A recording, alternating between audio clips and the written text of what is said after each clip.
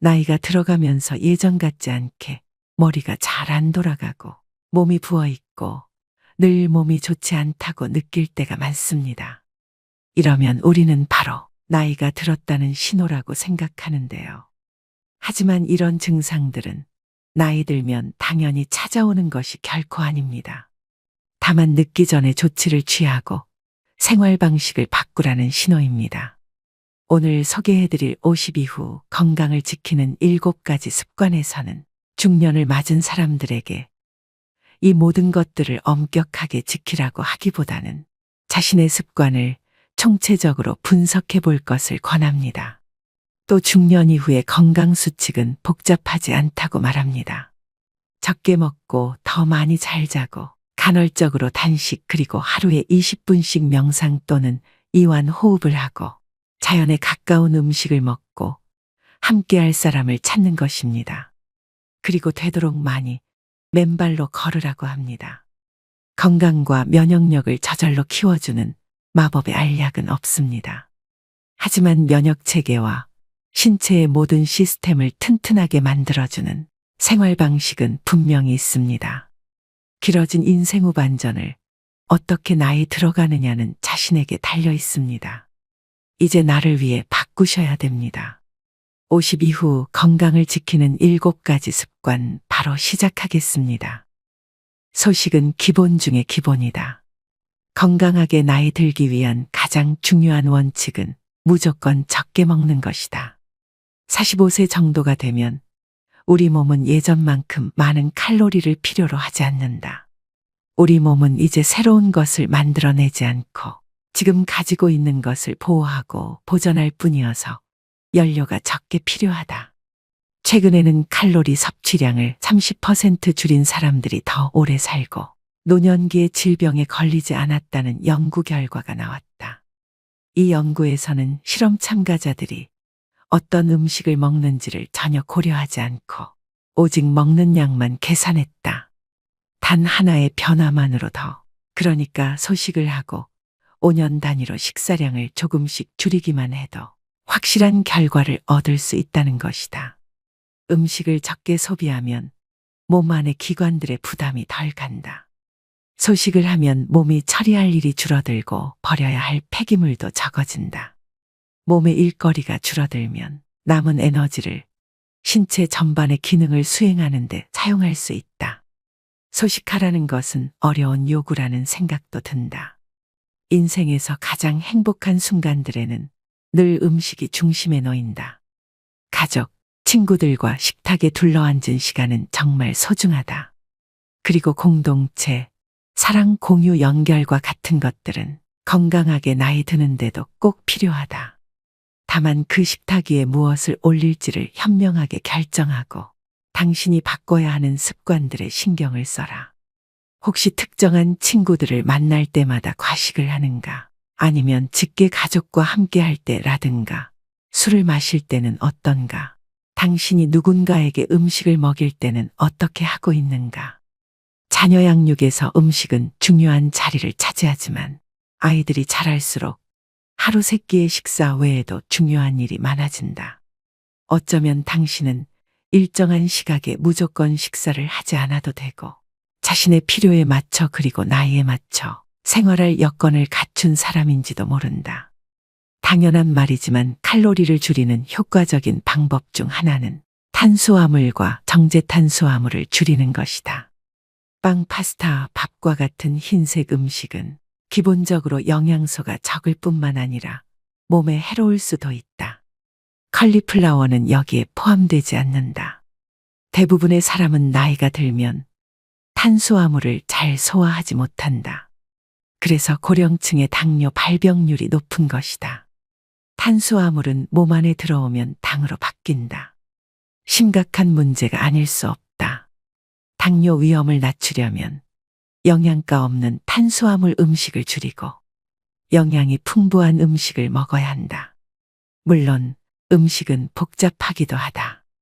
사실 배가 고프다는 느낌은 다른 어떤 것이 필요하다는 신호일 수도 있다. 재미있는 일, 애정 온도, 신선한 공기, 잠, 아니면 그냥 물이 필요한 것인지도 모른다. 소식이란 당신의 몸에 민감하게 주의를 기울이는 습관적인 행동이다. 집에 들어가자마자 정말 배가 고픈 것인지 생각해 보지도 않고 부엌으로 달려간다를 경계하는 것이다. 먼저 배가 80% 정도 찰 때까지만 먹는다는 단순한 규칙을 지켜보라. 공복을 채우는 것과 바지 단추를 풀어야겠다고 느낄 만큼 배부르게 먹는 것은 다르다. 이것 하나만 지켜도 삶이 달라진다. 더 많이 더 잘 자기. 이 책의 목표 중 하나는 통증이 찾아오고 여기저기 아픈 곳이 생기기 전에 당신의 삶을 변화시키는 것이다. 나이가 들면 그날의 피로를 회복하는 양질의 수면이 퍼즐의 중요한 조각이 된다. 잠을 중요하게 지급하라. 그러면 금세 건강해지는 것을 느낀다. 우리가 나이듦의 징후로 생각하는 증상의 대부분은 우리의 몸이 규칙적이고 더 많은 그리고 더 좋은 휴식을 필요로 한다는 신호에 지나지 않는다. 밤에 잠을 못 이루거나 중간에 자꾸 깨더라도 포기하지 마라. 문제를 살피면서 의식적으로 밤잠을 잘 자기 위한 대책을 세워라. 이것은 단순히 저녁 시간을 어떻게 보내느냐의 문제가 아니다. 밤 시간의 습관과도 관련되는 문제다. 아침에 일어나자마자 밖으로 나가서 햇빛을 쬐라. 그러면 당신의 생체 리듬이 자연의 주기에 맞춰진다. 낮에는 활기 있고 해가 지면 활력이 떨어지다가 밤에는 잠이 온다. 아침 시간에는 명상을 하라. 아침 명상은 밤잠에 긍정적으로 작용한다. 운동도 마찬가지다. 낮 시간에 유산소 운동을 하면 밤에 더 쉽게 잠이 든다. 꿈을 꾸는 시간인 렘 수면 시간과 깊은 잠을 자는 시간이 모두 충분해야 한다. 비렘 수면이라고 불리는 깊은 잠을 잘 때는 두뇌 활동이 거의 일어나지 않는다. 바로 이때 몸 안에서 회복이 진행되고 뇌의 노폐물 시스템이 작동해 단백질과 기타 독성 물질을 제거한다. 잠을 푹 자지 못해 비렘 수면이 부족하면 글림프 시스템이 제 기능을 수행하지 못하고 그 결과 노폐물이 뇌 안에 쌓여 흐릿하고 몽롱한 기분으로 생활하게 된다.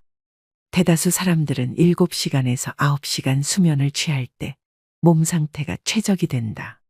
TV와 소셜미디어, 끝없는 업무 이메일에 수면 시간을 빼앗기고 있다면 당장 그 습관부터 바꿔라. 잠을 자다가 자꾸 깨는 것은 나이 들면 당연히 생기는 증상이 아니다.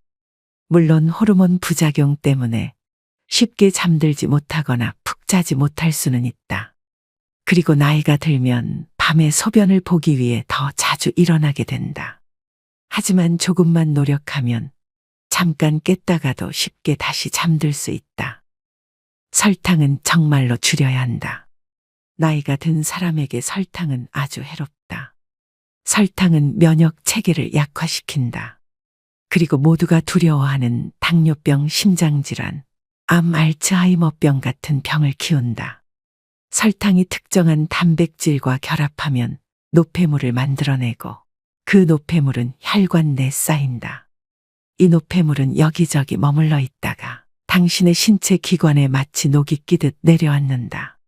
가장 넓게 분포하는 기관인 피부에 이 노폐물이 자리 잡으면 주름살로 나타난다.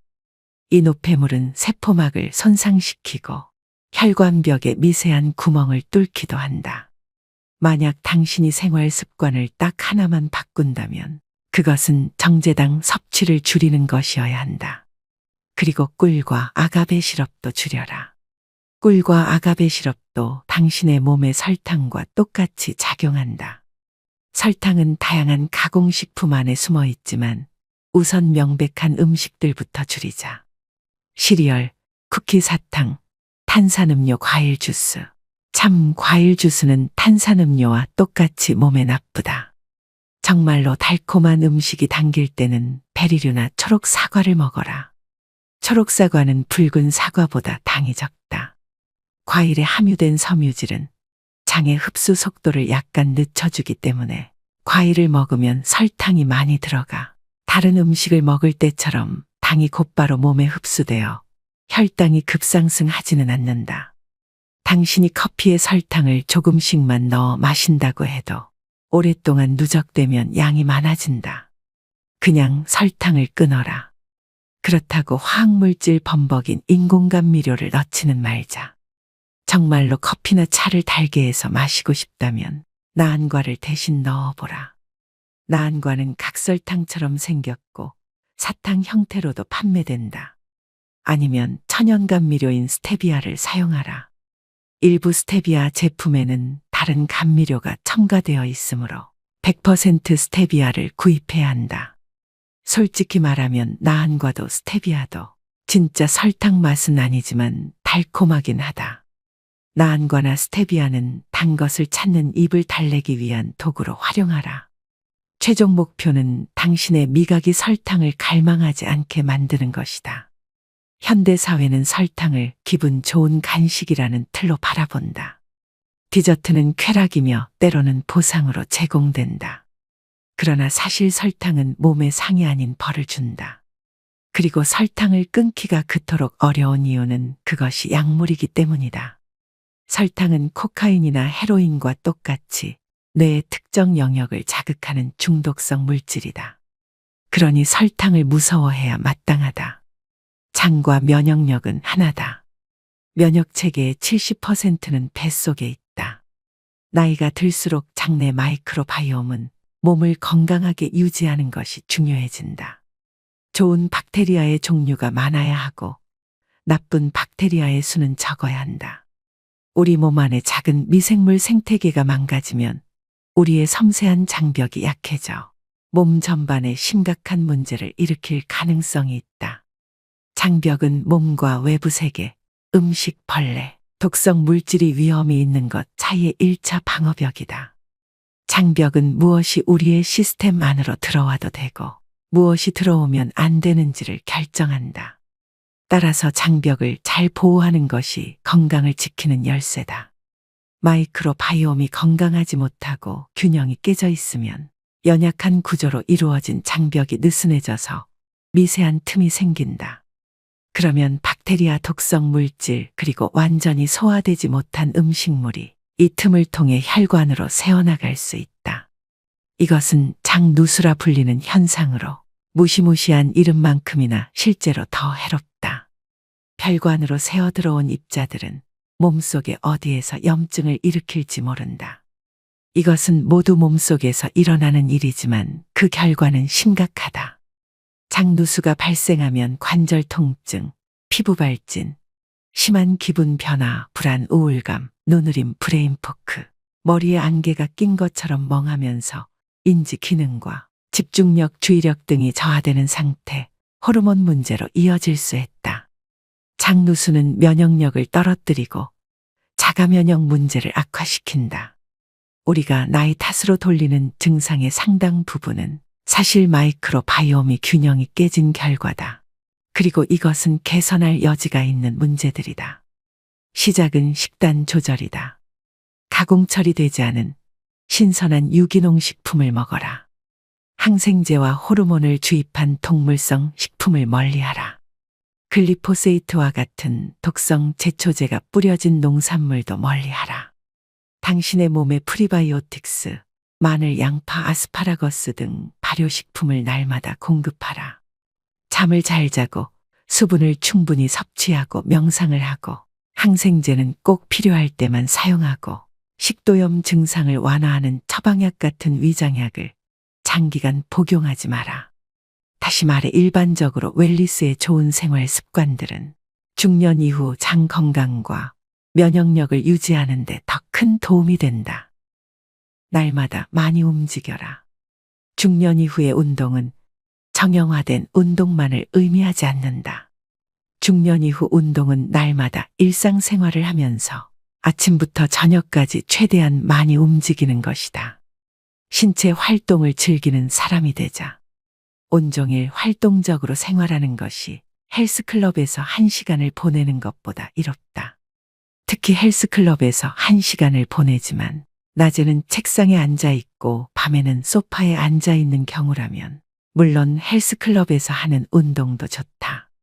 하지만 건강하게 나이 들기의 진정한 비결은 기회가 있을 때마다 몸을 움직이는 것이다. 신체 활동은 활력과 민첩함을 유지하는 것 외에도 스트레스와 우울감을 덜어주고 순환을 촉진해 수면의 질을 높여주며 면역 회복력을 키워 만성질환 발병 확률을 낮춰준다. 중년 이후에는 운동에 각별히 신경을 써야 하는데 강도 높은 운동을 하기보다는 운동의 빈도를 높이려고 노력해야 한다. 유감이지만 당신의 몸은 이미 쇠약해지고 있다. 우리 모두가 그렇다. 40세쯤 되면 근육이 성장태세에서 보전태세로 전환한다. 그러면 이때는 무엇에 집중해야 할까? 근육을 최대한 유지하는 것이 중요하다. 무엇보다 부상을 예방해야 한다. 우리의 핵심 모터는 몸에 해를 입히지 말자가 되어야 한다. 나이가 들수록 치유하는 능력이 떨어지기 때문이다. 당신의 몸은 늘 바쁘다. 몸은 건강을 유지하기 위해 항상 수리하고 일상적으로 닳거나 찢겨지는 부분을 수리한다. 바깥 세상과 우리가 먹는 음식에 들어있는 세균과 독성 물질을 처리하고 기능을 원활히 수행하기 위해 열심히 움직인다. 예를 들어 당신이 발목을 삐었다면 일상적으로 신체를 유지하는 데 사용되는 에너지의 일부가 발목으로 가야 한다. 당신의 몸은 그 발목을 고치기 위해 요소와 소염작용을 하는 영양소들을 생산해야 하고 그러는 동안 몸의 다른 필수적인 회복 능력은 그만큼 줄어들게 마련이다. 나이가 들면 자원도 감소하기 때문에 몸을 보호하는 것이 현명한 일이다. 다치지 않도록 조심하는 것은 몸 전반의 건강을 유지하기 위해 꼭 필요한 긍정적이고 적극적인 활동이다. 중년 이후 신체 활동의 관건은 몸의 변화에 맞추어 운동 계획을 짜는 것이다. 덜 격렬한 운동을 선택하고 몸의 어떤 부위가 아프면 그 운동을 멈춰라. 생각보다 많은 사람이 통증을 무시하고 운동을 계속한다.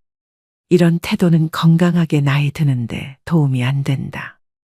나이에 적응하고 기꺼이 후퇴하고 변화를 시도하는 편이 훨씬 낫다. 달리기를 할 때마다 통증을 느낀다면 자전거 타기로 바꿔보라. 자전거를 못 타게 되면 수영을 하라. 고난이도 요가 동작을 했더니 몸이 아프면 그런 동작은 하지 마라. 물론 어려운 일일 수도 있다. 사람들은 자신의 운동 능력에 애착을 가지고 있으며 그 운동 능력을 자신의 정체성의 일부로 간주하기 때문이다. 하지만 운동 능력은 밀어붙이는 것보다 보존하는 것이 중요하다. 당신이 30대 때 철인처럼 튼튼했더라도 50대에는 철인이 아닐 수 있다는 사실을 받아들여야 한다. 그리고 근육과 관절은 평생 써야 하므로 근육과 관절이 다 닳기 전에 신중하게 생각하라. 90세에 얼마나 잘 걸을 수 있느냐는 지금 몸을 어떻게 보살피느냐에 달려있다. 몸을 움직이기를 좋아하고 육체적 한계를 뛰어넘기를 즐기는 사람들에게 가장 중요한 일은 몸이 하는 말을 잘 듣고 그 말에 따르는 것이다. 몸을 많이 움직이지 않는 사람들의 경우 지금 당장 운동을 시작해야 한다. 아직 늦지 않았다. 하루에 10분 동안 경사가 완만한 언덕을 오르는 것으로 시작하라. 그리고 일주일에 5분씩 시간을 늘려서 바로 30분으로 만들어 보라. 이완 휴식 요가를 시작하거나 관절에 부담이 적은 수영 강좌를 신청하는 것도 아주 좋다. 편안하게 시작하고 끈질기게 노력하라. 당신을 활동적인 사람으로 변화시키는 일은 그리 오래 걸리지 않으며 힘이 많이 들지도 않는다. 그리고 중년 이후의 삶을 사는 우리 모두에게 하루 내내 움직일 기회를 찾아보고 기쁜 마음으로 움직이자.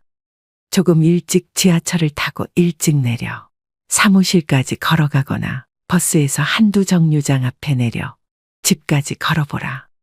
건물의 위층으로 올라갈 때는 엘리베이터를 타지 말고 계단을 이용하라. 내려갈 때는 하지 마라. 계단을 내려가거나 언덕을 내려가는 운동은 무릎에 부담을 진다. 점심시간을 신체활동 시간으로 바꿔보라. 가능하다면 야외에서 신선한 공기를 들이마시며 쉬어라. 반드시 힘이 많이 되는 운동을 할 필요는 없다. 자주 꾸준히 실행 가능한 활동을 하라. 많이 움직이는 사람이 되자. 햇빛과 함께 하루를 시작하라. 생체 리듬은 우리의 몸의 하루 24시간의 변화를 자연과 연동시키는 장치라 할 수 있다. 생체 리듬은 건강 관리에 도움이 된다. 그리고 우리는 독한 화학물질이 들어있을 수 있는 선크림으로 햇빛을 차단해야 한다고 알고 있지만 사실 햇빛은 건강에 유익하다. 항상 뭔가를 발라서 햇빛을 막을 필요는 없다. 밖으로 나가서 얼굴에 햇빛을 느껴보고 계절이 허락한다면 팔과 다리도 날마다 햇빛에 노출시켜라. 밤에 잠이 잘 오도록 하는 비결 중 하나는 자연광과 함께 하루를 시작하는 것이다. 아침 햇빛은 당신의 몸에 잠을 깨라는 신호를 전달하고 수면 호르몬인 멜라토닌 분비를 중단하고 당신의 생체 시계를 조정해서 낮 시간에는 활기를 얻고 밤에는 차분해지도록 해준다. 식사 시간도 생체 시계에 지대한 영향을 미친다. 신체 대사의 리듬을 생각하면 가장 크지만 식사는 한낮에 해야 한다. 밤늦게 음식을 먹으면 당신의 몸은 낮 시간 칼로리와 에너지가 필요한 시간이라고 인식한다. 그러면 수면 호르몬 분비에 부정적인 영향을 주고 밤에 잠이 잘 오지 않거나 밤새 잠을 설치는 등의 문제가 생긴다. 숙면을 취하지 못하면 당신의 몸과 안에 반드시 필요한 정서와 회복이 제대로 이루어지지 않는다. 그 결과 당신은 앞에서 언급한 악순환이 반복된다. 찌뿌둥한 상태로 잠에서 깨어나고 에너지를 얻기 위해 탄수화물을 섭취하고 맑은 정신을 유지하기 위해 늦은 오후에 커피를 마시고 밤에는 또 다시 잠을 이루지 못하고 잠을 소중하게 여기는 것은 당신이 건강을 위해 할 수 있는 가장 중요한 일들 중 하나다. 낮의 햇빛과 밤의 어둠에 맞추는 생활은 자연에 순응하는 가장 기본적인 방식이며 건강에도 좋다. 따뜻한 물로 샤워하고 찬물로 헹구기. 우리의 생활을 들여다보면 우리를 죽이지 않으면서 강하게 만들어주는 기회가 많이 있다. 가장 쉬우면서 내가 좋아하는 방법 하나를 소개하자면 따뜻한 물로 샤워하고 나서 30에서 60초 동안 찬물로 마무리하는 것이다. 직관적으로 생각해도 냉수 마찰은 몸에 좋을 것 같지 않은가? 몸에 찬물을 끼얹는 순간 몸은 확 깨어난다. 냉수 마찰을 하면 몸속의 기가 활발하게 순환한다. 요즘에는 서양의학 책에도 냉수 마찰이 건강에 좋은 습관이라고 나온다. 냉수 마찰이 미토콘드리아의 생성과 건강에 도움이 된다는 연구 결과들도 있다. 이 책에 실린 음식 섭취나 수면에 관한 조언들도 모두 미토콘드리아의 생성과 기능 수행에 도움이 되는 것들이다. 따뜻한 물로 샤워하고 나서 찬물로 마무리하는 작은 습관 역시 미토콘드리아에 긍정적으로 작용한다. 따뜻한 물 찬물 공식은 역으로 응용해도 된다. 차가운 수영장에서 몸을 움직이다가 따뜻한 물에 몸을 담가보라. 사우나와 찬물 샤워를 번갈아 해보라.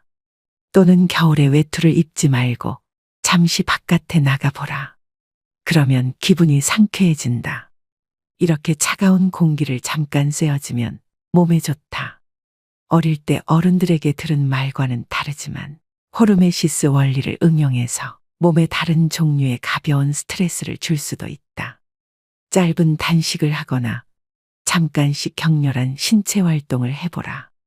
가벼운 스트레스는 몸을 청소하는 자가포식을 활성화하고 세포의 기능 수행과 회복을 돕는다.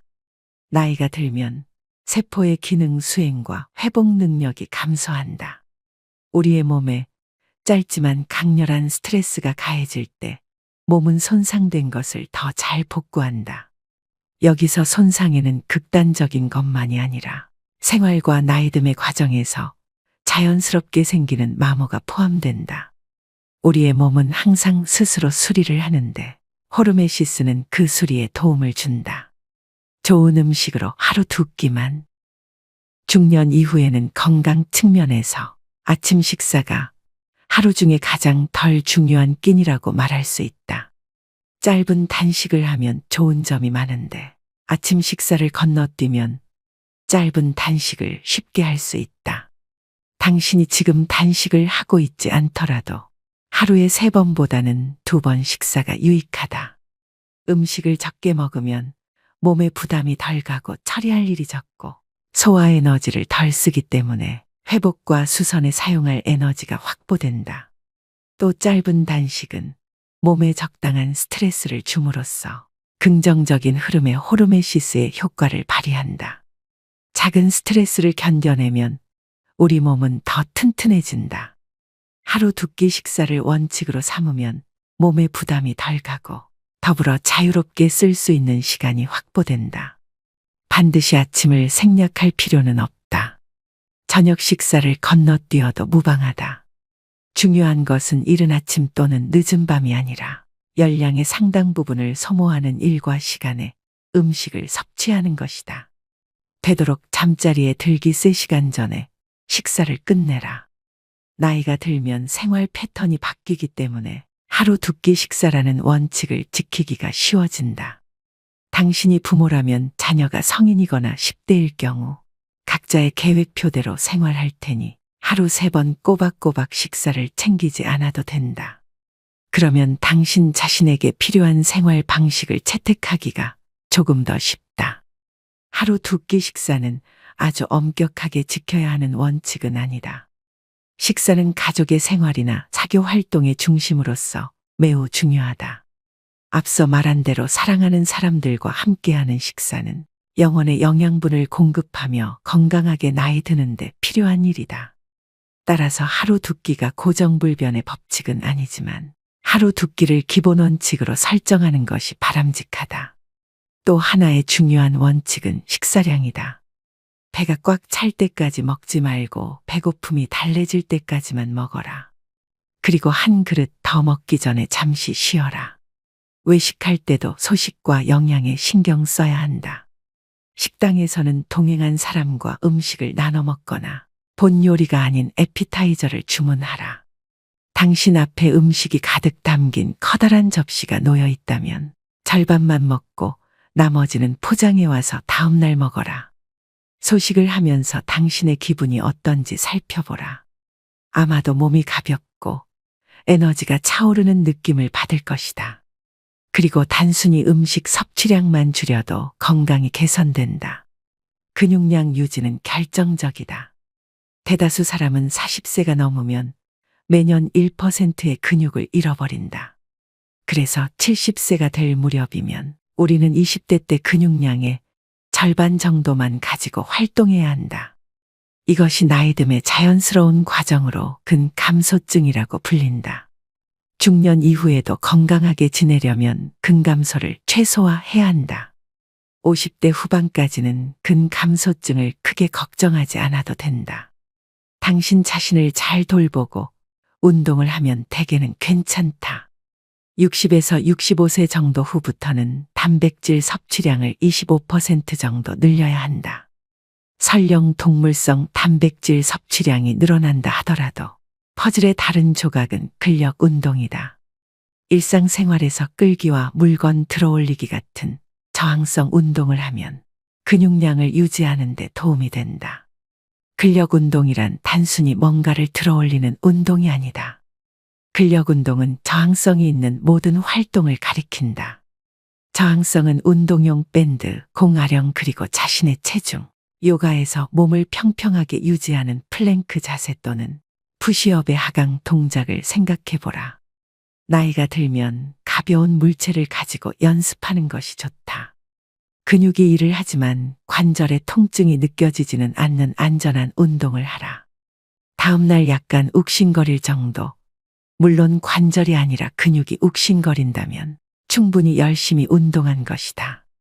적어도 일주일에 2번은 어떤 방식으로든 근력 운동을 하라. 근력 운동을 강화하라는 것은 유산소 운동을 하지 말라는 뜻이 아니다. 유산소 운동은 근육량을 늘려주지는 않지만 혈액순환을 촉진하고 세포의 미토콘드리아를 배가시키고 근육에 산소를 공급하고 지구력을 키우고 장수 유전자를 활성화한다. 근력 운동과 유산소 운동을 병행하되 최대한 여러 가지 운동을 배합하라. 다양한 운동은 부상을 예방하는 데도 도움이 된다. 부상은 특정 부위에 지속적으로 스트레스가 가해질 때 발생하는 경우가 많기 때문이다. 단백질과 근력 운동은 근육량 유지에 반드시 필요한 조건이지만 그것이 전부는 아니다. 전반적으로 건강한 생활 방식을 유지해야 한다. 염증을 유발하는 음식을 멀리해야 하며 잠을 푹 그리고 충분히 자야 한다. 근육량 유지의 중요성은 아무리 강조해도 지나치지 않다. 근육을 너무 많이 잃어버려서 노쇠해지는 일은 피해야 한다. 그래서 당신이 어떤 운동을 좋아하든 간에 들어올리기, 상체 운동 등산, 플랭크, 물구나무 서기, 복싱 수영, 자전거 스쿼트 등의 운동을 꾸준히 하라. 날마다 기회를 포착해서 저항성 운동을 하라. 가구를 옮기거나 호스를 끌어당기거나 상자를 운반하라. 목적이 있는 행동도 엄연한 운동이다. 이제는 다치지 않는 것이 더 중요하다. 나이가 들면 회복이 어려워지고 회복 속도도 느려진다. 그래서 부상을 예방하는 데 집중해야 한다. 물론 나이 들어서도 땀이 쭉 빠지는 힘든 운동을 즐기고 그런 운동에서 쾌감을 얻는 사람이 있다. 그래도 극한까지 밀어붙이지는 마라. 운동을 지나치게 열심히 하는 것도 몸에는 스트레스로 작용한다. 그리고 스트레스가 너무 많으면 부상으로 이어지거나 면역 체계를 긴장시킬 우려가 있다. 당신이 가진 능력의 80% 선에서 무리가 가지 않게 운동하라. 그리고 당신의 일상생활 중 어떤 행동이 몸을 상하게 만드는 것 같으면 그 행위를 중단하라. 우리는 스트레칭을 충분히 하고 있지 않다. 스트레칭이 부족하면 근육이 경직되고 근막이 수축되어 통증이 생기거나 부상을 입기 쉽다.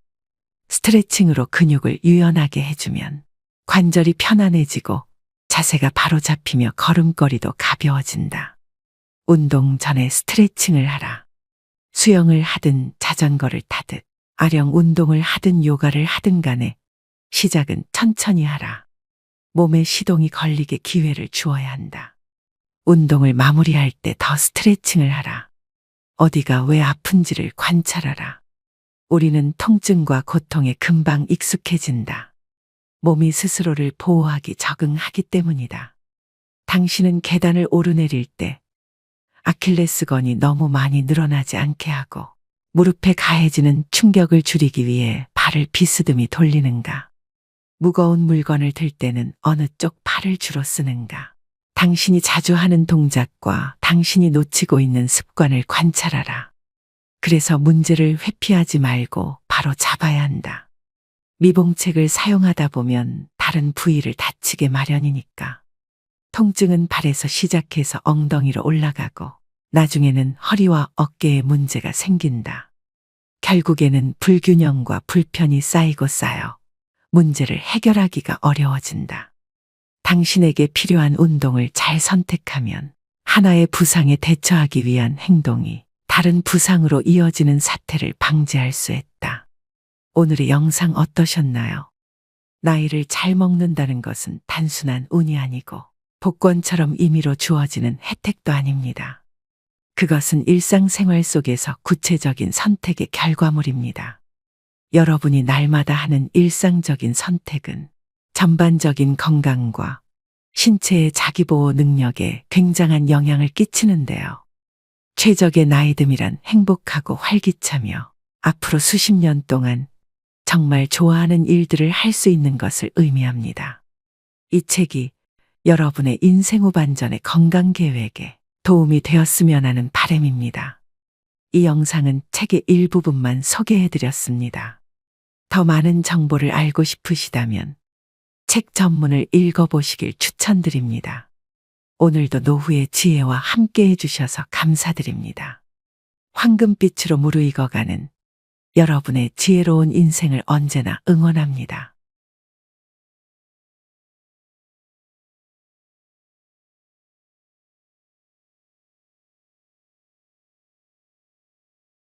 만약 여러분의 나이가 이미 건강 수명을 넘어 80세에 이르렀다면 어떻게 사는 게 바람직할까요?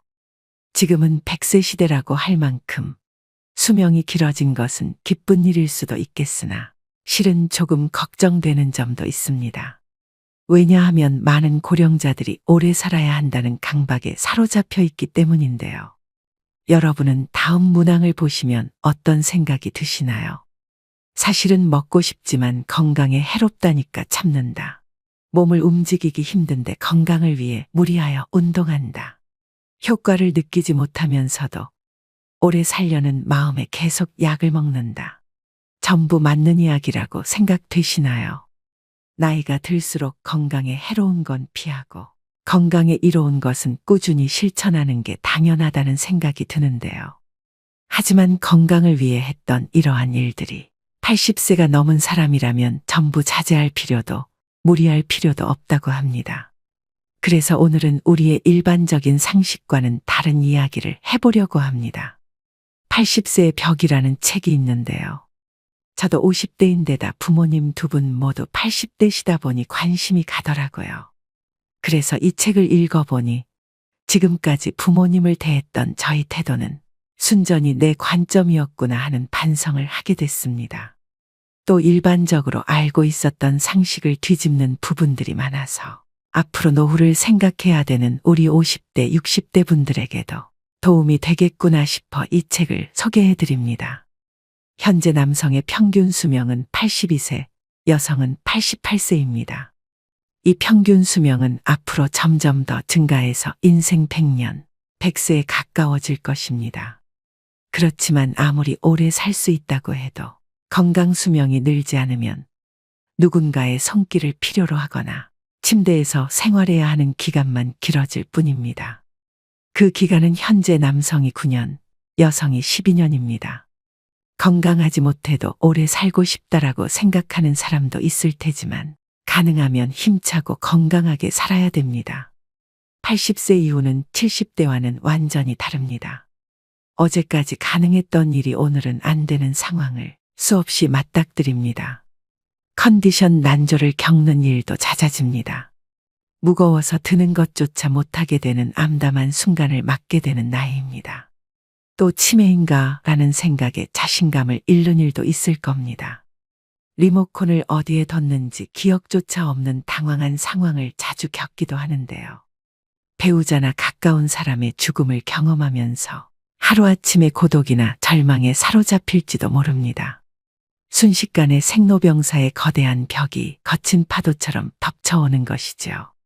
이처럼 80세의 거대한 벽을 제대로 넘지 못하면 노년의 생활은 말 그대로 지옥이 되는 건데요. 반대로 말하면 우리가 이 80세의 벽을 잘 넘게 되면 행복한 20년의 노후를 보낼 수 있다는 얘기이기도 합니다. 여러분은 행복한 노후와 불행한 노후, 어느 쪽을 선택하시겠습니까?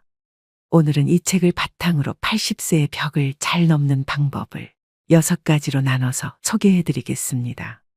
80세의 벽을 넘어서는 방법 첫 번째, 자식보다 배우자가 낫다. 나이 들어 함께 여생을 보내고 싶은 누군가가 생긴다면 재혼도 행복의 선택지 가운데 하나가 될 수 있는데요. 하지만 재산이 있는 부모라면 자녀들이 재혼을 반대하고 재산이 없는 부모라면 자녀들이 축복한다고 합니다. 왜 그럴까요? 재산이 있으면 어차피 상대방의 목적은 재산이니까라며 자신에게 돌아올 유산의 몫이 줄기 때문에 반대하고, 반대로 재산이 없으면 좋은 사람을 만나서 참 다행이에요. 외롭지 않고 행복한 노후를 보낼 수 있겠어요라고 한다고 합니다. 하지만 머릿속 한구석에는 부모님의 돌봄을 기대하는 계산도 들어있기 때문이죠. 70대 전반까지는 재혼이사가 있으면 자녀들을 설득해서 재혼하는 사람도 많지만 이처럼 80대가 되면 자녀들의 반대에 꺾이는 사람이 늘어납니다. 그래서 결국 재혼을 포기하고 외롭게 지내다가 노쇠해져서 돌봄을 받으며 생활하게 되죠. 그렇다고 재혼은 반대라고 했던 자녀가 돌봄을 책임지는 것도 아닙니다. 나이 들어서 병들고 아프면 자식들은 소용없고 결국 배우자밖에 없습니다. 실제로 어떤 연구에 따르면 60대 이상을 대상으로 조사한 결과 배우자와 함께 하는 사람들이 가장 행복감을 느끼고 삶에 더 많은 가치를 부여하며 살고 있다고 하는데요. 그래서 아무리 자식이 효도를 한다고 해도 배우자만 못하다는 겁니다. 내가 외롭고 아플 때 옆에서 지켜주는 사람은 배우자지. 가까이 살아도 쉽게 얼굴도 안 보여주는 자식들이 아니라는 겁니다. 몸이 아파서 급하게 보호자와 동행해서 병원을 방문해야 되는 일이라도 생긴다면 매번 자식들에게 부탁하기도 눈치 보입니다. 또 멀리 살고 있다면 급한 일이 있을 때 큰 힘이 못 됩니다. 미운정 고운정으로 같이 살고 있는 배우자만큼 남은 인생의 소중한 동반자는 없다는 얘기입니다. 그러니 배우자가 살아있을 때 서로에게 최선을 다하며 지내야 합니다. 만약 여러분에게 물려줄 정도의 자산이 있다고 하더라도 추억을 만드는 데 쓰거나 자기 행복을 위해 쓰도록 해야 됩니다. 80세가 넘은 고령자는 지금 당장 병이 들고 움직이지 못하게 된다 해도 전혀 이상할 것이 없습니다. 내일 죽게 될지도 모를 일입니다. 그러니 후회 없는 시간을 보내야 합니다. 물론 자녀를 위해 재산을 남기는 그 자체에서 행복감을 느끼시는 분들도 있으실 겁니다. 하지만 노후의 최고 자산은 추억입니다. 서서히 몸이 약해지고 행동 반경이 좁아지다가 결국 마지막에는 침대에서 보내는 날이 많아집니다. 이때 버팀목이 되어주는 것이 바로 그때 참 즐거웠는데라는 추억들입니다. 재산을 자녀에게 남기기 위해 자신이 하고 싶은 일을 참는 것만큼은 절대 하지 말아야 합니다. 80세의 벽을 넘어서는 방법 두 번째, 할 수 있는 일은 포기하지 않는다. 이제 80세가 됐으니 무리하지 말아야지 하면서 그동안 해왔던 일들을 그만두시는 분들이 많습니다.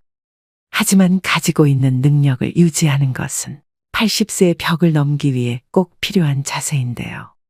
스스로 할 수 있는 일들을 제대로 안 하고 멈추는 순간 순식간에 늙고 세상과 이별할 수 있습니다. 그래서 80대가 돼도 운전면허증을 반납하지 마시고 운전이 가능하면 계속 하시라고 권해드립니다. 고령자는 인지기능이 저하되어 운전하면 위험하다라고 단정짓는 행위는 완벽한 차별이라고 생각되는데요. 20살 대학생이 고급 외제차를 타고 고속도로를 폭주하다가 사망사고를 내면 큰 뉴스거리가 되지 않지만 80의 남성이 경자동차로 아내를 병원에 데리고 가다가 사고를 내면 비난을 받습니다. 실제로는 24세 미만의 운전자가 사고를 내는 비율이 더 높은데도 고령자에게만 위험 딱지를 붙이고 있습니다. 80대가 교통사고를 내면 언론에서는 큰일이라는 식으로 기사를 냅니다. 이러한 사회 분위기와 더불어 나이 들어 운전면허증을 자진 반납하면 지원금을 주는 제도가 있다 보니 면허증을 반납하시는 분들이 많습니다. 하지만 아직 충분히 운전을 할 수 있는데도 허둥지둥 면허를 반납할 필요는 없습니다. 반납해버리고 나면 6년 후에 돌봄을 받게 될 위험이 2.2배나 증가한다고 하는데요. 이처럼 건강을 위해서라도 가능하다면 운전을 계속 하셔야 됩니다. 운전뿐만 아니라 80대에도 배우고 싶은 것이 있다면 적극적으로 배우셔야 하고요.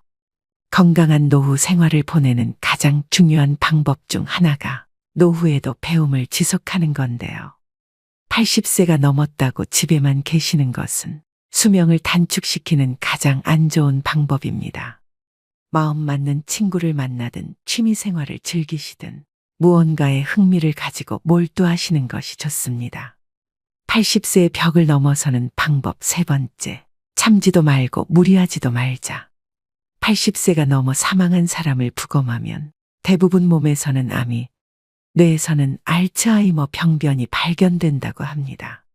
하지만 생전에 이러한 사실을 몰랐던 사람도 적지 않습니다. 나이가 들면 몸에 여러 개의 병의 씨앗을 지니고 살아갈 수밖에 없습니다. 병의 씨앗이 언제 싹을 틔울지는 아무도 알 수 없는데요. 오늘은 건강하다가도 노년에는 당장 내일 환자가 되기도 하고 눈을 뜨지 못할 수도 있습니다. 그렇기 때문에 80세가 넘으면 현실을 그대로 받아들이고 내일 당장 생이 끝난다 해도 후회가 남지 않는 시간을 보내시는 것이 가장 중요한데요. 80 이후 참거나 무리하지 않기는 후회 없는 노후를 만드는 가장 중요한 방법입니다. 저희 어머니는 맵고 짠 자극적인 음식을 좋아하시는데요.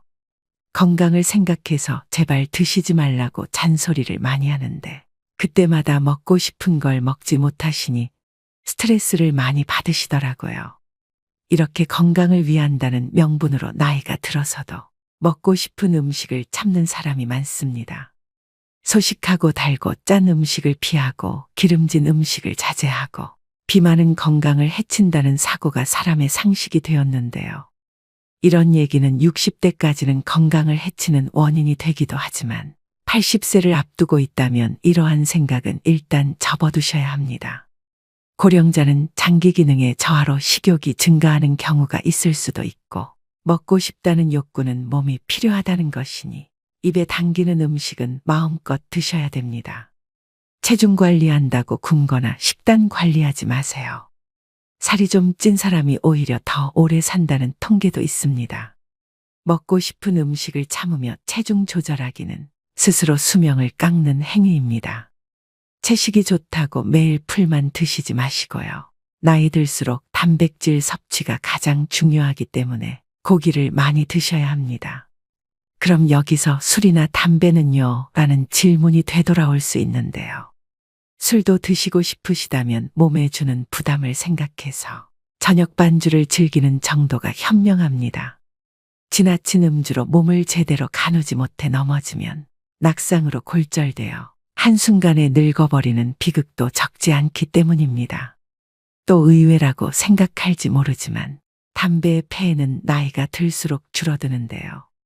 실제 흡연으로 단명하게 된 사람은 고령이 되기 전에 사망하기 때문입니다. 즉 담배를 계속 피웠는데도 80세까지 산 사람은 앞으로 금연하든 흡연하든 수명에는 큰 차이가 없다는 뜻입니다. 또 80대를 목전에 두고 운동을 열심히 하는 것도 아무런 도움이 되지 않습니다. 오히려 무리해서 운동하다 체내에 활성산소가 만들어지게 되면 노화를 촉진할 수도 있는데요. 80세 이후에는 그냥 30분 정도의 가벼운 산책 정도면 충분합니다. 80세의 벽을 넘어서는 방법 네 번째, 건강검진을 받지 말자. 지금 80대는 건강검진 초기 세대로 건강검진을 절대시하는 경향이 있습니다. 물론 건강검진은 60대 정도까지는 큰 도움이 되겠지만 80세가 넘은 고령자에게는 그다지 도움되는 것이 없습니다. 80대를 목전에 두고 건강검진을 받아보면 정상으로 나오는 수치보다 비정상으로 나오는 수치가 더 많은 것이 일반적입니다. 건강검진에서 정상 수치라는 것은 평균치에 가깝다는 얘기입니다. 비정상 수치는 그 범위를 넘어 지나치게 높거나 낮은 사람을 말합니다. 수치는 본래 사람마다 다릅니다. 우리가 이 평균의 함정에 빠져서 사는데요.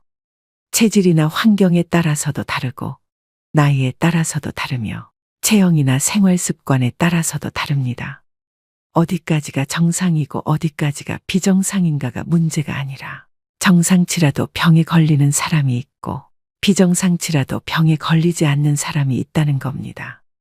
80세가 넘어서도 문제없이 사는 사람은 그 자체가 건강하다는 증거입니다. 다시 말해서 정상이라는 증거죠. 그런데 의사가 환자를 보지 않고 수치만 보고서 진단을 내린다면 어떻게 될까요? 정상치에 맞추도록 약을 처방한다면 답은 명확합니다. 환자는 지금의 건강과 기력을 잃게 됩니다. 몸 상태가 그 수술을 견딜 만큼 건강하지 않은 상태에서 수술을 하니 암세포는 없앴더라도 건강이 나빠져서 그때부터 누워서만 지내게 되는 거죠. 특히 80세가 지난 고령자는 수술할 필요가 없습니다. 나이가 들면 들수록 암은 진행이 느려지고 쉽게 전이되지 않기 때문입니다. 그렇기 때문에 허투루 손 떼기보다는 지켜보는 편이 낫습니다. 사실 발견하지 못했을 뿐 훨씬 이전부터 암을 지닌 채 살아왔고 앞으로 서서히 진행되겠지만 한순간에 나빠지는 일은 거의 없기 때문입니다. 아시다시피 암 치료는 간단하지 않습니다. 수술이든 화학치료든 몸에 심각한 부담을 줄 수밖에 없는데요. 체력이 크게 떨어지는 80세 이상의 고령자는 평소 생활로 되돌아가지 못할 확률이 높다는 걸 명심하셔야 됩니다. 80세의 벽을 넘어서는 방법 5번째. 자기와 맞는 의사를 찾자.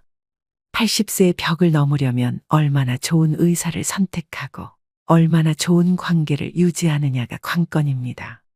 그렇다면 어떤 의사를 선택해야 할까요? 좋은 의사를 구별하는 가장 손쉬운 방법은 약에 관해 이야기를 나누어 보는 것입니다.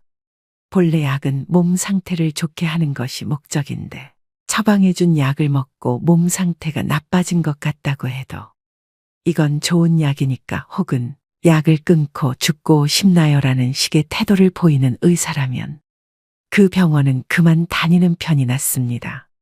교과서적인 수치와 검사 결과만 믿고 환자 개인이 느끼는 몸 상태는 생각하지 않는 건데요. 제대로 된 의사라면 다른 약으로 바꾸든 양을 줄이든 식의 후속 조치를 취하게 될 것입니다. 만약 그런 의사라면 좋은 주치의가 될 수 있습니다. 환자를 잘 섬기는 의사, 환자들의 말을 다 들어주는 의사는 좋은 의사라 볼 수 있습니다. 환자가 말할 때 차트나 들여다보고 환자가 묻는 질문에 마지못해 몇 마디 대답해주는 의사는 결코 좋은 의사가 아닙니다. 또 환자의 눈높이에서 환자가 궁금해하는 것을 성의껏 잘 설명해주는 친절한 의사인지도 확인해 보셔야 합니다. 자기 환자를 끝까지 책임지는 의사의 자세가 무엇보다 중요합니다. 투병이 시작되면 의사, 환자, 보호자는 2인 삼각 경기를 하는 것처럼 서로 발을 묶고 완치를 향해 전진하는 관계가 됩니다. 그 중에서도 의사가 나 몰라라 하면 환자와 보호자는 절망하게 되겠죠. 이처럼 80대가 되면 나와 잘 맞는 의사를 찾는 것이 무엇보다 중요합니다. 내가 보내고 싶어하는 노후를 이해하고 거기에 맞는 방향으로 움직여주는 의사를 만나야 하는 거죠. 수술을 원하지 않는데 수술밖에 방법이 없다고 딱 잘라서 이야기하는 것은 의사 같지 않은 의사입니다. 진료 받을 때마다 불편함을 느끼게 하거나 심리적 피로감이 들게 하는 의사라면 궁합이 맞지 않다는 뜻입니다. 나와 맞지 않는 의사에게 진찰받는 것은 말년의 지옥행 버스에 오르는 격이죠. 80세를 맞이하는 고령자에게 병원과 의사는 매우 가까운 존재입니다. 소중한 내 몸을 믿고 맡길 수 있는 의사를 만나는 것은 행운이라고 할 수 있습니다. 그렇기 때문에 조금 더 젊은 50대, 60대부터 이 병원, 저 병원 다니면서 널리 알려진 명의보다 나만의 명의를 찾는 일이 중요합니다. 80세의 벽을 넘어서는 방법 6번째. 약은 최소한으로 먹자. 나이 들수록 여기저기 안 아픈 곳이 없는데요. 그러면 병원 진료도 장기별로 과마다 진료를 받게 됩니다. 여러 과를 돌면서 진료를 받게 되면 문제는 많은 양의 약으로 드러납니다. 예를 들면 검사 결과 혈압이 높다며 순환기내과에서 혈압 강화제를 처방합니다. 거기다 혈당치가 높다는 사실을 알게 되면 내분비내과에서도 약을 주게 되는데요. 각기 다른 전문의에게 약을 처방받았더니 다량의 약을 복용해야 하는 상황이 심심찮게 생깁니다. 또 약의 종류가 많아질수록 중복약을 처방받을 확률도 높습니다. 예를 들어 소화 기능이 떨어지는 경우에는 약의 위장을 보호해주는 위장약이 들어가는데 다른 목적으로 처방된 약들을 함께 복용하게 될 때 위장약이 포함되어 있으면 중복으로 복용하게 되는 셈입니다. 위장약은 위산 분비를 억제해 약을 복용할 때 속쓰림 등을 방지해 주지만 과도하게 섭취할 경우에는 장염이나 폐렴 위험이 커집니다.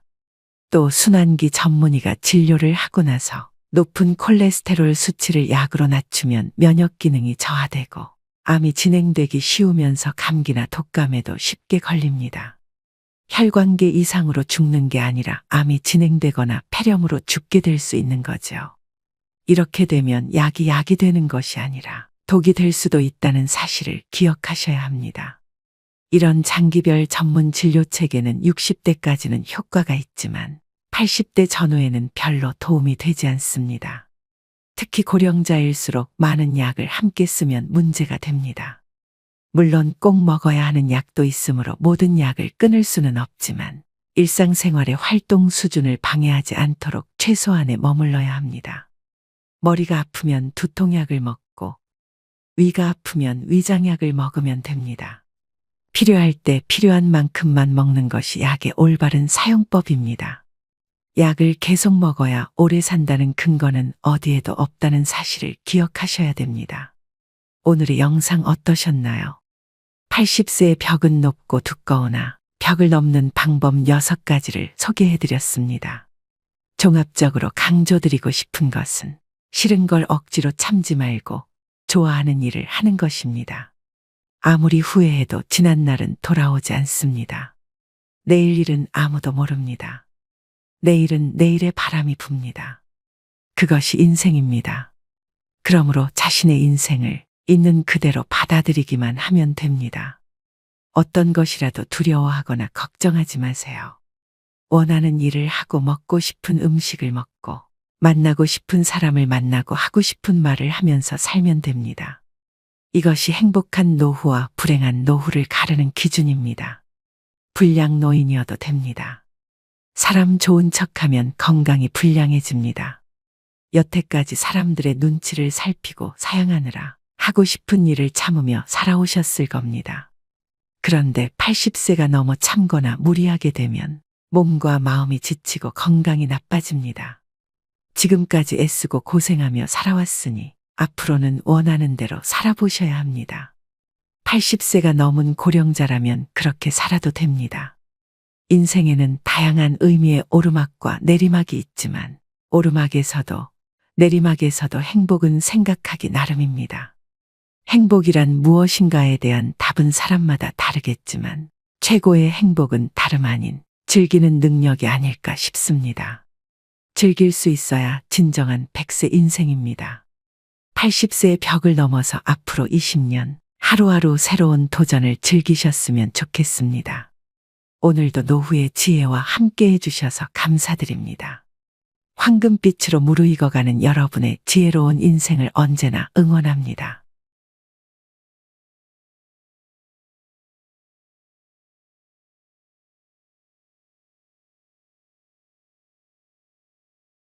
은퇴 시기 전후로는 이런저런 불안과 다양한 감정이 교차하게 되는데요. 더욱이 100세 시대의 은퇴는 새로운 삶을 시작하는 기대보다 걱정이 앞서는 게 사실입니다. 주변에 은퇴하신 분들을 만나보면 다들 한결같이 하는 얘기가 있습니다. 소득이 줄어든다고 생각하니 이상하게 마음이 불편해요. 생활비는 물론이고 이런저런 명목의 돈 지출과 관련해서 배우자와 말다툼도 자주 하게 되네요. 노후에 재산이 많고 적음을 떠나 생활비 지출로 갈등을 빚는 경우도 의외로 많습니다. 우리나라 중년들의 희망 은퇴 나이는 65세인데 반해 현실은 이보다 10년 이상 빠른 50대 초중반인 것으로 조사되었습니다. 이러한 이유 등으로 노후의 적정 생활비는 평균 369만 원이지만 실제 현실은 212만 원에 불과했는데요. 더 큰 문제는 우리나라 국민 52% 정도는 노후 준비를 시작도 못한 상황이라 노년기의 생존 리스크에 그대로 노출돼 있는 실정입니다. 이처럼 성공적으로 잘 나가던 사람들도 은퇴를 하게 되면 남은 인생에 대한 불안과 경제적인 압박감으로 마음이 급해져서 돌이킬 수 없는 악수를 두는 경우가 많이 있습니다. 주변에서 말려도 나는 다르다면서 굳이 그 길을 시작하시는 분들이 계십니다. 그래서 오늘은 은퇴 전문가들이 꼽은 은퇴 후에 패인되는 지름길 5가지에 대해 알려드리려고 합니다. 은퇴 후 절대 하지 말아야 하는 첫 번째는 잘 모르는 분야에 절대 투자하지 않기입니다. 아침부터 저녁까지 밤낮 없이 회사에 매여 살다가 갑자기 아침에 갈 곳도 없고 집에 있자니 가족들 눈치도 보이고 무언가를 해야겠다는 생각이 점점 더 사람을 조급하게 만드는데요. 그래서 이 사람 저 사람 만나다가 안 해본 것에 투자하게 됩니다. 은퇴 이후 절대 하지 말아야 할 것 중 첫 번째가 살면서 한 번도 해보지 않은 것에 돈을 투자하는 것입니다. 지금 세상이 너나 할 거 없이 먹고 살기 힘든 세상입니다. 그렇다 보니 어르신들같이 순진한 퇴직자들의 은퇴 자금과 퇴직금을 노리는 사기꾼들이 천지입니다. 특히 그들이 노리는 사람은 평생 회사라는 테두리 안에서 일만 하느라 바깥 세상 물정을 잘 모르는 사람들인데요. 은퇴했거나 은퇴를 앞두고 있는 노년층 분들은 자기 은퇴 자산이 부족하다고 느끼는 나머지 자신이 잘 알지 못하는 분야에 대한 투자를 공격적으로 그리고 과감하게 하는 경향이 강합니다. 빨리 큰 효과를 거둬야 한다는 강박 때문이라고 생각되는데요. 이 시기에 가장 중요한 포인트는 은퇴 자산을 크게 불리는 것이 아니라 적정한 수익을 거두면서 잘 지키는 것입니다. 투자 사기를 치는 사람들의 언변은 그 누구도 따라갈 수 없습니다. 투자자의 주머니 속에서 돈이 나오게 만들려면 얼마나 말을 잘할까요? 모르는 사람이든 지인이든 상관없이 누군가로부터 귀가 솔깃한 투자 권유를 받는다면 먼저 그 사업이 성공 가능한 것인지 충분히 생각하고 알아보셔야 합니다. 다시 한번 강조드립니다. 은퇴 자금을 지키는 제1원칙은 바로 모르는 분야에 투자하지 마라, 아는 것에 투자하라입니다. 반대로 생각해보면 나 스스로 아는 것이 많다면 남들보다 투자를 할 수 있는 분야가 다양해지고 보다 안정적인 자금 운용이 가능해질 수도 있다는 의미겠지요. 평생 모아둔 노후 자금과 퇴직금을 날린다면 노후의 삶이 무너지는 일입니다. 젊어서야 그 돈 날려도 다시 일어설 시간이 있지만 우린 맨 땅에서 다시 시작하기엔 남은 시간이 너무 빠듯합니다. 그래서 은퇴를 목전에 두고 있거나 하신 경우라도 경제 공부가 반드시 필요한 이유입니다. 은퇴 후 절대 하지 말아야 하는 두 번째는 준비 안 된 창업하지 않기입니다. 은퇴 후 재취업의 대안으로 창업을 고려하는 경우가 많습니다. 은퇴 후 마냥 놀 수는 없으니 뭐라도 빨리 하고 싶은 마음은 10분 이해하지만 그렇다고 무작정 사업을 시작하시면 안 됩니다. 창업은 취업보다 훨씬 더 많은 준비가 필요하고 시간도 그만큼 오래 걸리는데요. 은퇴 후 재취업이 어려운 상황에서 평생 모아두었던 노후 자금을 창업 비용으로 투자하게 됩니다. 그렇지만 대부분의 사람들은 창업 아이템이 독창적이지 못하고 벼락치기로 준비하다 보니 쉽게 의지하는 것이 바로 프랜차이즈입니다. 한 집 건너 한 집이 치킨집 커피숍이 된 이유이지요. 더 큰 문제는 이처럼 창업률이 높은 업종이 폐업률도 높다는 점입니다. 은퇴 후 창업은 자아 실현이나 꿈을 이루기 위한 경우도 있겠지만 대부분은 생계가 목적입니다.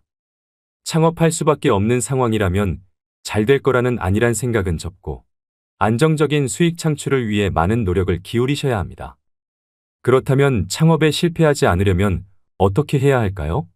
간단하게 세 가지로 말씀드리겠습니다. 먼저 첫 번째는 충분히 창업 준비가 되었는지 검토하셔야 됩니다. 준비되지 않은 창업은 시행착오를 가져오고 경제적으로 큰 손실을 가져옵니다. 이 단계에서는 창업 목적과 재무 상태, 창업 집중 여부, 그리고 노후 준비 등 다양한 조건을 고려하셔야 됩니다. 두 번째는 소자본으로 시작하셔야 됩니다. 은퇴 후 창업의 최우선 조건은 창업 비용의 적정성인데요. 큰 성공보다는 일하는 보람과 안정적인 수익의 목표를 두는 것이 좋습니다. 퇴직금을 비롯해 노후 자금을 창업에 투자할 경우 실패 시 회복이 어려우니 감당할 만한 예산 범위 내에서 할 수 있는 창업 아이템을 선정해야 합니다. 세 번째는 잘 알고 좋아하는 일을 하셔야 됩니다. 우리가 살아가는 궁극적인 목적은 행복입니다. 노후에는 조금 덜 벌더라도 일 자체에서 큰 스트레스를 받지 않아야 합니다. 그래야 시간이 지날수록 일 자체에서 기쁨과 보람도 느낄 수 있는데요. 단순히 남들이 하니까 또는 너무 유행을 타는 업종을 선택하기보다는 자신에게 강점이 있고 오랫동안 지속 가능한 업종을 선택하는 것이 좋습니다. 창업 준비 전 반드시 확인해야 될 세 가지를 말씀드렸는데요. 이렇게 준비해도 생기는 게 창업 리스크입니다. 그럼에도 나는 정말 내 사업을 해보고 싶다 하시는 분들은 원하시는 사업 업종에서 실제로 일을 해보시는 걸 추천드립니다. 커피 가게를 열고 싶으시면 커피 가게 아르바이트부터, 편의점을 차리고 싶으시면 편의점 아르바이트부터, 그렇게 1, 2년 정도 실제 현장은 어떤지, 자신이 생각하는 만큼의 수익 구조가 가능한지 직접 경험해 보시고, 그래도 해야겠다는 확신이 생길 경우에 자기 사업을 시작해도 늦지 않다고 생각합니다. 은퇴 후 절대 하지 말아야 하는 세 번째는 욕망을 자극하는 말에 귀 기울이지 않기입니다. 지금 이 순간에도 수없이 많은 분들이 질 나쁜 사기를 당하고 있습니다. 특히 그 돈이 은퇴 노후 자금이라면 더더욱 안타까움을 더할 수밖에 없는데요. 은퇴 후에는 사회와 단절되어 현실감이 떨어지거나 순간적인 인지부조화 등으로 판단력이 취약해질 수 있기 때문에 사기꾼의 표적이 되기 쉽습니다. 사기꾼들은 사람의 욕망을 자극합니다. 좋은 차, 비싼 옷과 번듯하게 차려진 사무실로 사람의 마음을 흔들고 욕망의 불을 지핍니다. 어르신들의 노후 불안감을 이용하는 천하의 나쁜 사람들이지요. 그렇다면 어르신들이 속기 쉬운 금융사기 수법의 특징에는 어떤 게 있을까요? 금융감독원에서 2년간 어르신들에게 접수된 피해 신고 제보 건 중 자주 발생하는 사기 수법 특징 3가지를 공개하였습니다. 첫째는 오프라인 투자 설명회를 활용합니다. 디지털 기기에 익숙하지 않은 어르신들은 온라인보다 오프라인 투자 설명회를 선호하시는 경우가 많습니다. 이러한 특성을 이용해서 사기 업체들은 전국 각지에서 투자 설명회 등을 개최하여 전도유망한 사업을 진행하고 있다며 어르신들을 현혹하는데요. 사업은 주로 일반인들이 검증하기 어렵거나 생소한 내용인 경우가 대부분입니다. 둘째는 평생연금처럼 확정 수익을 지급한다고 현혹합니다. 노후 대비가 되어 있지 않거나 미래 현금 흐름이 불확실한 어르신들이 표적입니다. 실제로 일정 기간 동안은 약속한 확정 수익을 지급하며 믿음을 주어 지급한 배당금도 재투자로 이끌어내는 방식을 사용한다고 합니다. 셋째는 모집수당을 미끼로 유인합니다. 어르신들은 주로 오랜 기간 신뢰를 쌓아온 지인 또는 가족 등의 말을 별다른 의심 없이 믿고 투자한다는 점을 이용하여 업체들은 고객의 모집수당을 주면서 주변 지인, 가족 등에게 투자를 권유합니다. 이는 전형적인 불법 피라미드 다단계 방식이라고 볼 수 있습니다. 고수익에는 항상 그에 상응하는 높은 위험이 따른다는 평범한 진리를 명심할 필요가 있습니다. 고수익 무위험의 확실한 투자처가 존재한다면 업체 혼자 수익을 독차지하려고 하지 절대로 불특정 다수를 대상으로 모집수당 등을 지출하면서 투자금을 모집하지 않겠지요. 결국 돈은 스스로가 관리해야 합니다. 조언은 어때 그 조언을 판별하고 결정하는 것은 그 돈을 사용하는 본인이 현명하게 행동해야 합니다. 각자도생이란 단어를 들어보셨을 겁니다.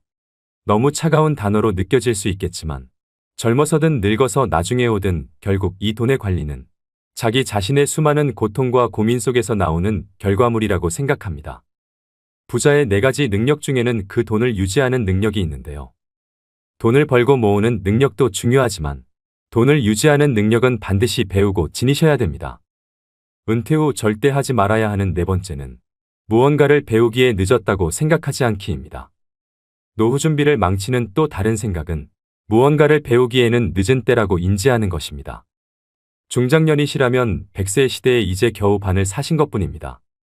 머리가 굳고 습득이 느리기 때문에 혹은 이 나이에 배우는 것은 큰 의미가 없다는 생각을 하는 경우가 많은데요.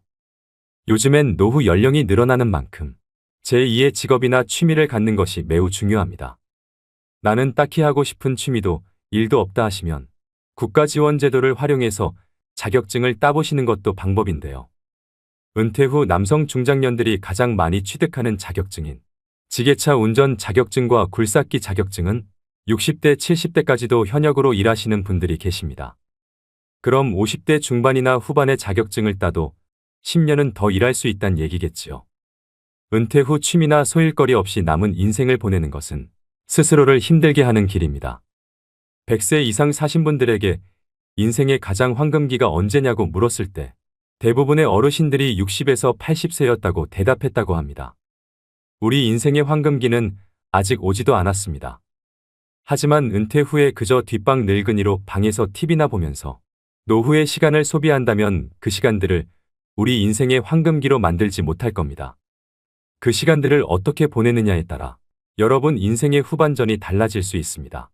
오히려 노년의 시기는 치열한 성과에 집중하는 대신 삶의 의미를 완성할 수 있는 최적의 때입니다. 몸보다 마음이 먼저 늙는 사람들이 있습니다. 여러분들이 아직 젊다는 걸 잊지 마시고 새로운 도전을 두려워하시지 말길 바랍니다. 자신이 정말 좋아하는 일을 찾아 은퇴 이후에 건강한 노후를 누리시는 것도 필요합니다. 은퇴 후 절대 하지 말아야 하는 5번째는 자식에게 재산 증여를 절대 서두르지 않기입니다. 80년대는 은퇴자의 70%가 자녀에게 생활을 의탁했지만 오히려 지금은 자녀 리스크라는 말까지 생겨날 만큼 자녀가 자산은커녕 노후의 리스크가 될 수 있는 현실인데요. 현역으로 일하는 동안 노후 대비에는 소홀하고 자녀에게 너무 많은 비용을 쏟은 경우를 말합니다. 또 노후 자금은 어느 정도 마련해 놨다고 하더라도 자녀 리스크를 관리하지 못하면 노후 설계에 실패할 수밖에 없다는 얘기이기도 하지요. 여러분들 주변에도 그런 분들이 계실지 모르겠지만 제 주위에는 일찍이 자식에게 전 재산을 넘기고 노후를 딱하게 살고 계시는 분들이 몇몇 있는데요. 젊어서는 상가도 여러 개 가지고 부유하게 사셨던 분이셨습니다. 그런데 그분 남편분이 돌아가시고 나서 재산을 미리 자식들에게 증여를 하면서 문제가 발생했습니다. 그 과정에서 자식들끼리도 서로 더 가지려고 싸움이 나서 지금은 그 자식들끼리도 서로 안 보고 산다고 합니다. 자기 살던 집까지 큰아들 명의로 넘겨줬는데 재산 넘겨받고 나서 부모를 안면몰수 해버리더랍니다. 할머니가 집에서 구박을 받다 받다 나중에 아들 딸집 전전하다가 이제는 그마저도 여의치 않아서 혼자 방 하나 얻어서 청소일 하시면서 사신다고 합니다. 재산 증여뿐만 아니라 자식 사업자금이니 결혼자금이니 하면서 과도하게 자녀를 지원하는 분들이 계십니다. 자식이 사업하는데 돈이 급하다고 자신이 살고 있는 집을 담보로 대출을 받아준다든가 자식 번듯하게 결혼시키려고 노후자금으로 모아둔 돈 탈탈 털어 자식에게 주시면 안 됩니다. 자식은 나이가 60, 70을 먹어도 자식이라고 남들보다 더 챙겨서 시집 장가 보내고 싶은 마음도 알겠고 사업자금 쪼들여서 고생하는 거 보면 어떻게든 도와주고 싶은 마음도 알겠지만 자신이 가진 재산을 올인하시는 건 절대 안 됩니다. 물론 자녀를 리스크라고 부르는 주장에 동의하시지 않는 분들도 계시겠지만 한 번쯤은 생각해 보셔야 되는 현실적인 문제입니다. 자식 사랑에도 절제가 필요합니다. 자녀 리스크를 줄일 수 있는 가장 기본적인 방법으로 모든 것을 책임져 주려고 하기보다는 자녀 스스로가 한 사람으로 성장하도록 지켜보면서 도와주는 역할 정도를 감당하고 부모도 정서적 경제적으로 계속 노후를 준비하셔야 됩니다. 오히려 빨리 선을 그어주어야 그 안에서 자기의 길을 준비할 수 있게 됩니다. 그리고 그 이상 해주지 못하는 것에 대해서 부모가 미안해할 필요도 없습니다. 부모와 자식 서로가 독립된 존재로 온전히 서 있는 사람이 되면 됩니다. 늙어서는 돈을 꼭 움켜쥐고 계셔야 합니다. 명심하셔야 합니다. 증여는 죽기 직전에 해도 늦지 않습니다. 은퇴 후에 하면 폐인되기 딱 좋은 5가지에 대해서 말씀드렸습니다. 마음이 급하면 귀를 닫게 되고 인생 망치는 결정을 할 수 있습니다. 급할수록 돌아가라는 말이 있듯이 말씀드린 리스크를 항상 유의하시고 천천히 노후 준비에 대해 공부하면서 한 걸음 한 걸음 앞으로 나아가셔야 합니다. 그렇다면 은퇴 후 30년 이상의 노후 준비에 꼭 필요한 항목들은 무엇일까요? 은퇴연구소에서는 노후 준비에 OF가 필요하다고 하는데요. F로 시작하는 5가지가 행복한 노후를 만들어준다고 합니다. 먼저 첫 번째는 돈 파이낸스입니다. 노후에는 국민연금과 퇴직연금 그리고 개인연금의 3층 연금으로 노후의 월급인 연금 준비가 필요합니다. 또 노후 준비는 빠르면 빠를수록 좋고 현역으로 오래 일해서 전략적으로 노후 준비를 하셔야 됩니다. 여기서 반드시 확인해야 하는 부분이 퇴직연금과 개인연금은 수령받는 금액과 수령할 수 있는 기간이 있다는 점입니다. 죽을 때까지라는 모호한 기간을 예측할 수 없기 때문에 수령 기간이 짧으면 많은 금액을 받을 수 있지만 본인이 생각한 것보다 더 오래 산다면 퇴직연금과 개인연금은 고갈됩니다. 그래서 추가로 주택연금을 가입하시는 분들이 최근 많이 늘었습니다. 100세 시대에 늙는 것도 서러운데 금전적인 문제까지 늙어서 해결해야 한다면 더 서글퍼지지 않을까 생각합니다. 노후에는 집 한 채보다는 현금 흐름이 나오는 연금이 중요해서 3층 연금으로 노후의 월급인 연금을 반드시 준비하셔야 됩니다. 두 번째는 건강 피트니스입니다. 건강하게 신체 나이를 줄여주는 가장 확실한 방법이 바로 마음 습관입니다. 즉 스트레스 관리법인데요. 웃으면 복이 와요가 아닙니다. 웃으면 건강해집니다.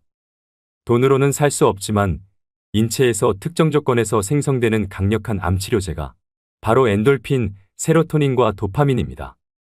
나이 들수록 많이 웃고 사셔야 됩니다. 그리고 나이가 들면 찾아오는 고질병이 있습니다. 고혈압, 고지혈, 당뇨인데요. 히포크라테스가 말하길 음식으로 고치지 못하는 병은 약으로도 고치지 못한다는 말이 있습니다. 약에 의존하기보다는 같은 값이라면 저염식 건강식으로 균형 잡힌 규칙적인 식사가 더 도움이 됩니다. 또 가까운 거리는 걸어 다니시고 대중교통을 애용하는 습관이 오래 사는 지름길입니다. 돈, 배우자 그리고 좋은 친구가 있다 하더라도 건강이 없다면 모든 것을 잃어버린다는 걸 명심하셔야 됩니다. 세 번째는 소일거리 필드입니다.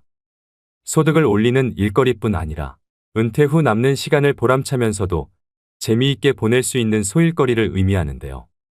100세 시대인 만큼 은퇴 후 3, 40년을 어떻게 보낼 건지, 은퇴 전에 미리 준비하고, 노후에는 자신이 감당할 수 있는 비용도 고려하면서 취미를 만드는 게 좋습니다. 직장 다닐 때는 직장이 필드겠지만, 은퇴한 후의 필드는 달라집니다. 파크골프나 글쓰기, 그림 그리기 같은 취미 활동이나 봉사활동 등으로 바뀌는데요.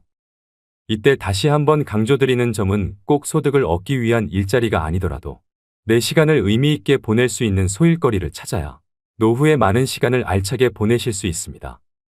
네 번째는 친구 프렌즈입니다. 돈 있고 할 일이 있어도 친구가 없으면 재미없는 삶이 될 수밖에 없습니다.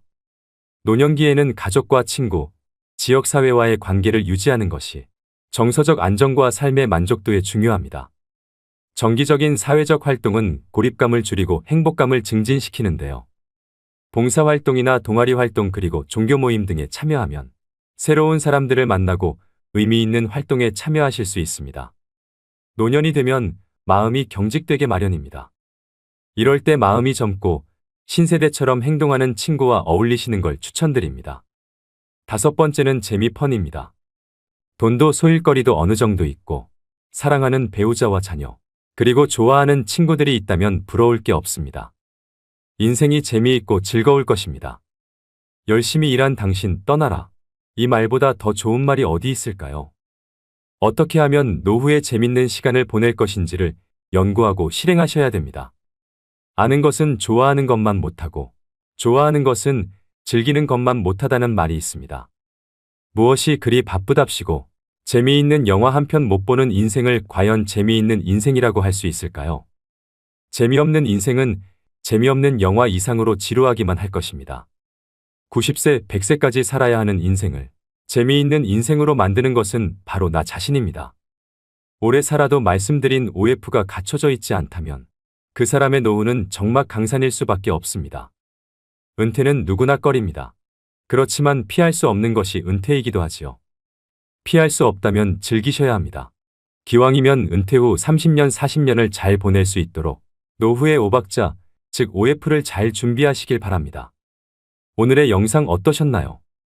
돌다리도 두들겨보고 건너라는 말이 있습니다. 100세 시대는 긴 여정인 만큼 무조건 돈만 보고 무리한 재취업이나 공격적인 투자를 하기보다는 건강을 해치지 않고 할 수 있는 일인지 또 좋아하는 일인지를 꼼꼼히 따져보고 노후 준비를 시작하셨으면 좋겠습니다.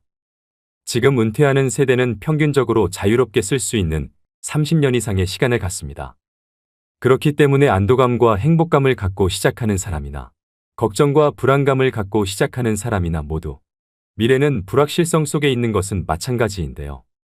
그러니 다가오는 노후를 너무 불안해하지 마시고 지난 30년을 불확실성 속에서 개척해왔듯이 앞으로 남은 노후 30년도 개척하시면서 살아야 합니다.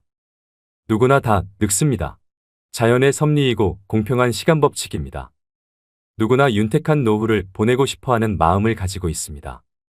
시작하지 않으면 아무것도 되지 않는다를 명심하시고 안정적인 노후를 위해 또 준비하셔야 됩니다. 노후 준비는 그게 무엇이 됐든 생각이 아니라 하는 것부터 시작입니다. 오늘도 노후의 지혜와 함께 해주셔서 감사드립니다. 황금빛으로 무르익어가는 여러분의 지혜로운 인생을 언제나 응원합니다.